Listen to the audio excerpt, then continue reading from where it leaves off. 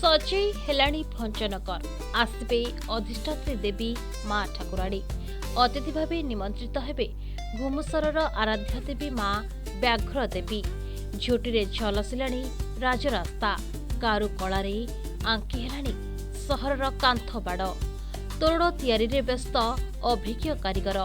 यात्रा कमिटी मध्य समस्त आयोजन को नहीं चंचल बिजुली पानी ट्राफिक एवं आईन श्रृंखला को नहीं सबु विभाग मध्य सजबज हेलाणी दुई ठाकुराणी अपेक्षार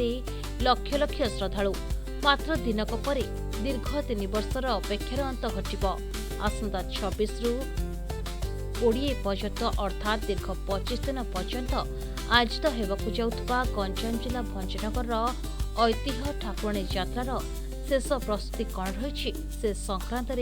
प्रतिक्रिया नहीं जाइछि आसंतु जानिबा दुई ठारू संश्लिष्ट अच्छी यात्रा को एक निरा प्रकार यात्रा करने आम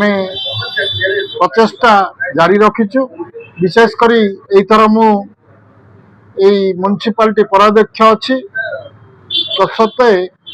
आमर प्रस्तुति बैठक दुई थर जिलापाल प्रकोष्ठ होता एथर एक निरा प्रकार व्यवस्था होता जोटा कि निजे जिलापाल आसी भंजनगर उपस्थित रही आमर यात्रा को किपरि सुचारू रूपे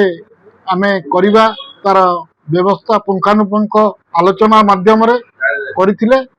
विशेष करी आमर स्थानीय विधायक जिलापाल उपजिलापाल म्युनिसिपालिटी लाइन डिपार्टमेंट यात्रा कमिटी वाला को डाकी ए उपरे तर्जमा करथिले एवं सबु प्रकार सुविधार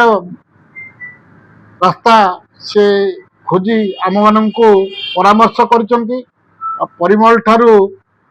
पानी पर्यंत लोक जेपरी वंचित हेबेनी सेति प्रति ध्यान दिया जाइछि आलोकीकरण रास्ता घाट सुंदर ए सबु व्यवस्था रे आमे